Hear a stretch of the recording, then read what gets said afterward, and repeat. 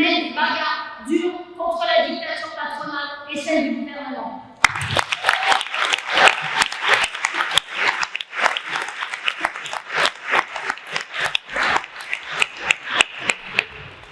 Alors, évidemment, on est attaqué de partout. Moi, je suis enseignante et j'ai un peu cette chance de travailler dans un secteur qui est la vitrine de beaucoup de dégueulasseries, que ce soit sur les valeurs républicaines, que ce soit sur la laïcité, que ce soit sur le SNU, et puis depuis pas très longtemps sur le fait d'assumer totalement et de manière totalement ouverte le tri social et une certaine politique de classe qui foudroie totalement les services publics. Alors, disons-le quand même, on a ça, on temporise un petit peu parce qu'on sait que le monde nous envie nos ministres, en tout cas les deux dernières. Il faut le dire qu'on a quand même le pompon, Oudéa Castéra, dont vous devez vous en souvenir, celle qui chante Dja-Dja, qui est totalement déprimée et qui, assez tranquillement, devant une flopée de profs en colère parce qu'ils ont des centaines et des centaines de postes supprimés d'année en année, leur dit ok, c'est vrai, moi franchement dans l'école de mes gamins il y avait beaucoup trop d'absences non remplacées, c'est pourquoi j'ai fait le choix de les mettre dans le privé, donc honnêtement on vous paye super mal, vous n'avez pas les moyens, démerdez-vous, mais chez nous c'est comme ça au ministère, et c'est vrai que quelque part elle nous manque un peu parce qu'elle assumait comme les autres sa politique antisociale, mais au moins elle parlait avec ses tripes de grande bourgeoise défenseuse du capitalisme. La nouvelle actuelle de Nouvelle, vous n'avez pas pu la louper, elle, parce qu'elle semble un peu vivre dans une immense confusion. Donc on ne sait pas trop, finalement, on n'a pas du tout envie d'être dans sa tête, il faut bien le dire. Mais elle a déclaré récemment moi, j'ai toujours été de gauche. Donc apparemment, elle n'est pas au courant qu'elle est quand même ministre d'un gouvernement millionnaire et de Macron, et d'enchaîner, toujours dans sa grande confusion, en pleine mobilisation sur le choc des savoirs. Alors, il n'y aura pas de groupe de mauvais et de bons, mais il y aura bien plusieurs niveaux par classe. Donc, évidemment, ok, Nicole, on a bien senti que tu ne maîtrisais pas trop le sujet. Par contre, il y a quelque chose qu'elle maîtrise, elle, comme tous les précédents, c'est qu'une fois que le grand n'importe quoi a été déballé, on revient aux choses sérieuses. Les choses sérieuses, c'est qu'elle a dit tout net. Par contre, moi, je suis de gauche, mais le budget du gouvernement, je l'assume totalement, je l'y tirerai. Alors ce budget, c'est 63 milliards d'euros, ça fait beaucoup comme ça.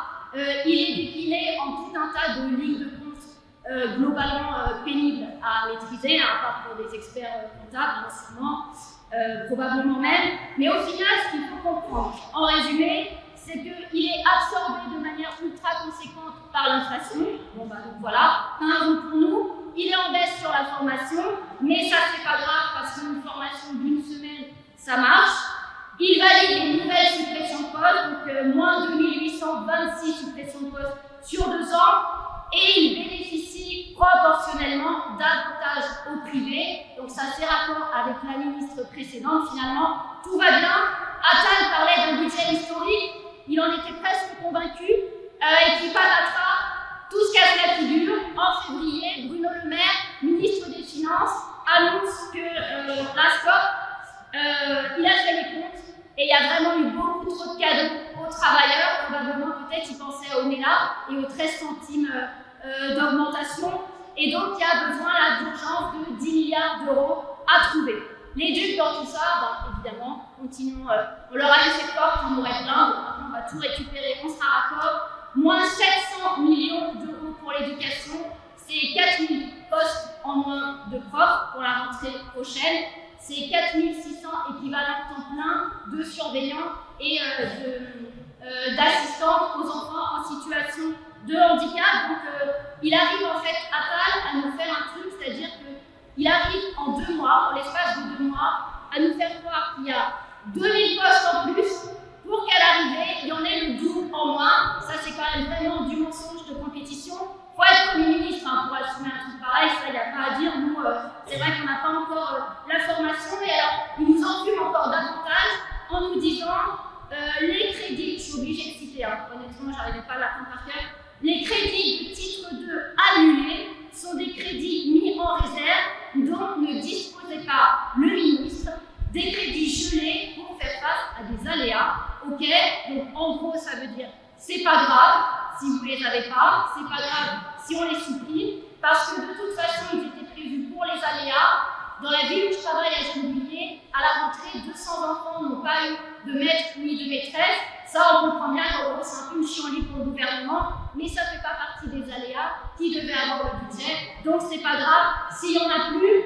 Un truc quand même au revers de ça, c'est que le ministère de la Défense, lui, devait rendre 750 millions d'euros, et finalement, il va en rendre que 105 millions. Et puis, l'intérieur devait rendre presque rien. Donc il va rendre rien, parce que évidemment il y a besoin de thunes quand même pour préparer les guerres et mater les contestations ici même. Pendant ce temps-là, 146 milliards de bénéfices en 2023 pour toutes les entreprises du CAC 40, clairement la poste, les transports, la santé, les DUP, c'est notre corps social qui subit la double peine en tant que travailleur et travailleuse, mais aussi la double peine en tant qu'usagère et usager. Pourtant, il n'y avait pas de prix sur la marchandise. Macron, il avait d'emblée prévenu. Ça coûte un peu dingue. Donc, en gros, on a compris quoi. Tout ce qui leur importe pas un rond, ils le massacrent, ils le scellent et ils le dégagent. Alors quoi? Est-ce qu'il se passe rien en face? Bah non, bien sûr que non. Il y a mille et une mobilisations. Même depuis 2016, on pourrait dire qu'il y a des mobilisations d'ampleur. La loi travail, les gilets jaunes, les retraites. Et on a envie de se dire, mais qu'est-ce qui a merdé? Où est-ce qu'à un moment donné, pourquoi on n'a pas gagné? Qu'est-ce qui a fait flancher? Rien qu'à regarder la tribune qu'on a ce soir, il ne se passe pas rien. On n'a pas des salariés à genoux qui font toute la litanie des malheurs qui leur explosent au visage, à la maison comme au travail, et puis qui ne réagissent pas. C'est pas ça la réalité. C'est pas ça qui nous manque. Alors qu'est-ce qui s'est passé? Regardons ce soir, mais regardons aussi cette année.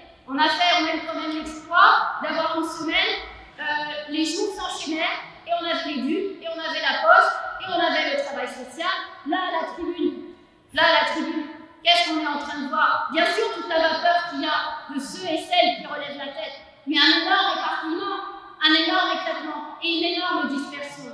Et à ce titre-là, c'est vrai que notre secteur, dans l'éducation nationale, cette année a vécu un épisode qui pourrait presque être un cas d'école, presque une caricature, et qui a été un vrai gâchis revendicatif.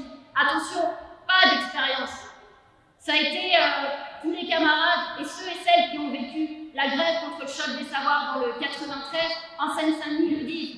On a vécu une grève historique, une grève massive, des assemblées générales comme on n'en avait pas vécu depuis des années. Donc la question, elle n'était pas de savoir si on manquait de grévistes, si on manquait beaucoup de liens qui ont été faits entre ces grévistes et les parents, s'ils avaient raison, s'ils avaient tort. Tout le monde s'accordait qu'ils avaient raison, qu'ils étaient en train de mener un combat qui devrait en faire suivre d'autres. Mais on a une stratégie syndicale pitoyable, presque une caricature, qui là, alors là, c'était plus un secteur, c'était un département, le 93 et rien que le 93. Mais est-ce que les autres sont à dédouaner? Est-ce que les autres structures syndicales, locales, nationales sont à dédouaner? Non, parce qu'elles ne disaient pas le 93 et rien que le 93. Elles disaient le rien et rien que le rien. Alors, face à ça, est-ce que c'est une erreur d'aiguillage?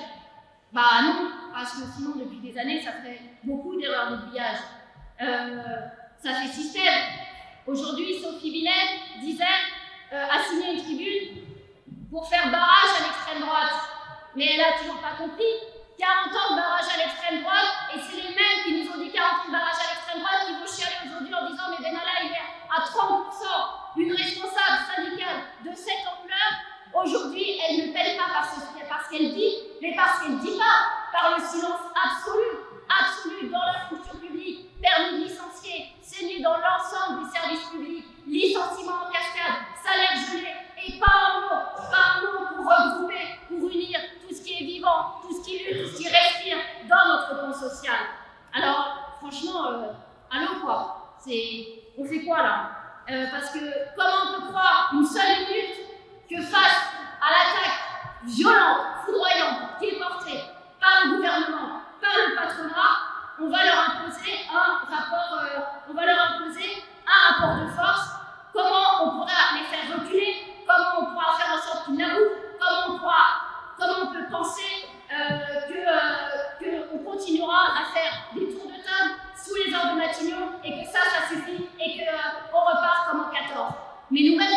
temps.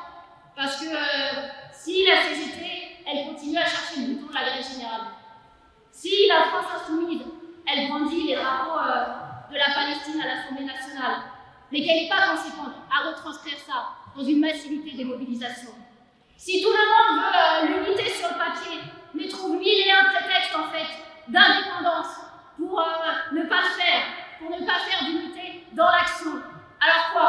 Si tout le monde a autant de prévention, mais en face ils ont autant de prévention, là sur les 38 listes, il y en a au moins un tiers, c'est la droite, l'extrême droite, les racistes, les homophobes, les sexistes, les réactionnaires. Ils sont tous en ordre dispersé pour la photo, mais demain pour nous mettre la pâtée, ils seront tous ensemble. Ils n'ont pas cette prévention-là, eux. Il s'agit de briller une fois, ok, mais ensuite pour nous mettre la pâtée, ils se mettront tous ensemble. Alors oui, la question aujourd'hui de regrouper, elle est absolument déterminante. Pourquoi on ne fait pas, comme ce qui s'est fait il y a plusieurs années avec les TUI, les PJG, se regrouper sur la question des licenciements? Comment on peut croire qu'on va gagner en étant chacun, boîte par boîte, chacun son rassemblement, idem sur la répression? Combien de temps on va continuer à faire le tour des comicos, le tour des palais de justice? Nous, c'est une proposition qu'on fait là, qui a été faite par nos camarades dans un certain nombre de rassemblements, et qu'on fait là, et on profite de la tribune de cette campagne pour le dire, combien de temps on va encore attendre, combien d'heures on va encore perdre à être à la merci du patronat, du gouvernement et de ses filles. Il est temps, et plus que temps, que oui, il y ait une unité dans l'action pour défendre tout l'arme de force de notre camp social, de la répression au licenciement, et pour imposer un rapport de force qui soit à la hauteur de ce qu'on prend en pleine figure. Alors,